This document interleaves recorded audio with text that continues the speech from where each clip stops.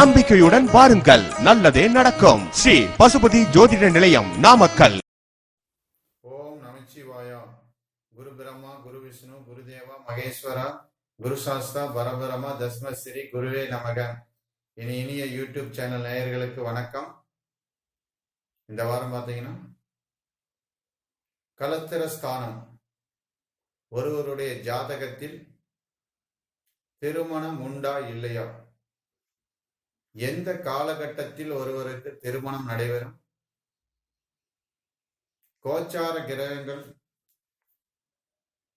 எந்த கிரகத்தை பார்க்கும் பொழுது அந்த ஜாதகருக்கு பலன் ஏற்படும், அதை பற்றி தான் பார்க்க இருக்கிறோம். இனிய யூடியூப் சேனல் நேயர்களே, கலஸ்திர ஸ்தானம் என்பது ஒருவருடைய ஜாதகத்தில் லக்னத்திற்கு 7ஆம் இடம் ஆகும். அப்ப களத்திர காரகன் சுக்கிரன்.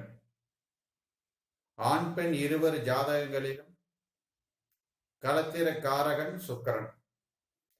ஒரு ஜாதகத்தை நாம் வாங்கி பார்க்கும் பொழுது அவருடைய ஜாதகத்தில் சுக்கிரன் எவ்வாறு இருக்கிறார், அவர் சுகபோக வாழ்க்கை தரக்கூடிய கிரகமா, அவருக்கு எதிர்காலங்கள் சிறப்பா உண்டா, சுக்கிரன் இருக்கக்கூடிய இடம், வீடு, இதை வைத்து ஈஸியாக பார்க்க முடியும். அதே சுக்கிரன் ராசியில் நன்றாக இருந்து நவாம்சத்தில் கெடக்கூடாது. அடுத்து ஒரு பெண் ஜாதகத்தில் கணவனை குறிக்கும் கிரகம் செவ்வாய். அப்போ ஒரு பெண் ஜாதகத்தை நாம் வாங்கி பார்க்கும் பொழுது செவ்வாய் எப்படி இருக்கிறார், அந்த செவ்வாய் யார் வீட்டில் இருக்கிறார்,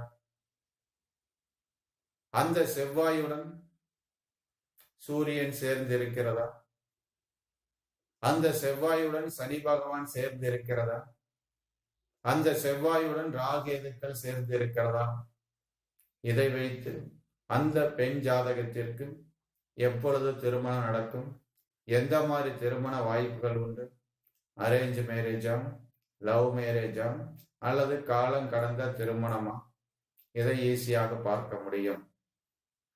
அப்போ ஒரு ஜாதகத்தை பார்க்கும் பொழுது ஒரு ஆண் ஜாதகத்தில்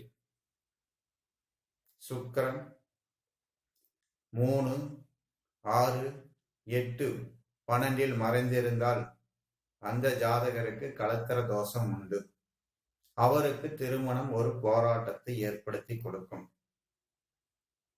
சுக்கிரனுக்கு ஆகாத கிரகங்களான சூரியனுடன் சேர்ந்து சுக்கிரன் இருந்தாலும், சுக்கிரனும் சனி பகவானும் சேர்ந்து இருந்தாலும், சுக்கிரனுடன் ராகு அல்லது சேர்ந்து கேது சேர்ந்து இருந்தாலும் அந்த ஆண் ஜாதகத்திற்கு திருமணம் ஒரு போராட்டத்தை ஏற்படுத்தி கொடுக்கும். அடுத்தது, இருவருடைய ஜாதகங்களிலும் லக்னத்திற்கு 7ஆம் இடம், 7ஆம் இடத்து அதிபதி. அப்ப 7ஆம் இடத்து அதிபதி கேதுவின் நட்சத்திரங்களில் அமர்ந்து இருந்தாலும் அந்த ஜாதகருக்கு காலதாமத திருமணத்தை ஏற்படுத்தி கொடுக்கும். 7ஆம் இடத்து அதிபதி அவமிருத்து நட்சத்திர சாரத்தில் அமர்ந்து இருந்தாலும் அந்த ஜாதகருக்கு காலதாமத திருமணத்தை ஏற்படுத்தி கொடுக்கும். 7ஆம் இடத்து அதிபதி கண்டாந்த நட்சத்திர சாரங்களில் அமர்ந்து இருந்தாலும் அந்த ஜாதகருக்கு காலதாமத திருமணத்தை ஏற்படுத்தி கொடுக்கும். அடுத்து 7ஆம் இடத்து அதிபதி பாவகற்ற யோகத்தில் அமர்ந்திருந்தாலும் பலனை கொடுக்காது. அடுத்து 7ஆம் இடத்து அதிபதி திதி சூனியத்தில் மாட்டி இருந்தாலும் சிறப்பை செய்யாது. அப்ப நம்ம ஒரு ஆண் ஜாதகத்தையோ அல்லது பெண் ஜாதகத்தையோ பார்க்கும் பொழுது, திருமணம் என்று வரும் பொழுது அந்த ஜாதகத்தில் கலஸ்திரஸ்தானம் எவ்வாறு இருக்கிறது, அந்த கலஸ்திரஸ்தானாதிபதி அவருடைய லக்னத்திற்கு எந்த நட்சத்திர சாரத்தில் அமர்ந்திருக்கிறார். அப்ப கேதுவின் நட்சத்திரத்தில் இருக்கிறதா, திருமணத்தில் போராட்டங்கள் உண்டு. அவருடைய லக்னத்திற்கு 6, 8, 12ஆம் அதிபதியின் சாரத்தில் இருக்கிறதா, சில பாதிப்புகள் திருமண வாழ்க்கையில் உண்டு.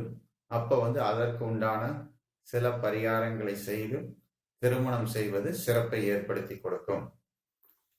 அடுத்தது, திருமணம் ஒருவருக்கு எப்பொழுது முடியும்? இத பாத்தீங்கன்னா பொதுவா எல்லாருமே என்ன சொல்லுவாங்க அப்படின்னா, சந்திரனை கோச்சார குரு பகவான் பார்க்கும் பொழுது, அதாவது 2ஆம் வீட்டிலோ, சந்திரனுக்கு 2லோ, அல்லது சந்திரனுக்கு 5ஆம் வீட்டிலோ, சந்திரனுக்கு 7ஆம் இடத்திலோ, சந்திரனுக்கு 10ஆம் இடத்திலோ இருக்கும் பொழுது அந்த ஜாதகருக்கு திருமணம் கைகூடி வரும் என்பார்கள். இது பொதுவான ஒரு கருத்து. அடுத்தது, கோச்சார குரு பகவான் ஒரு ஆண் ஜாதகத்தில் சுக்கிரனை தொடும் பொழுது அந்த ஜாதகருக்கு திருமணம் கைகூடி வரும்.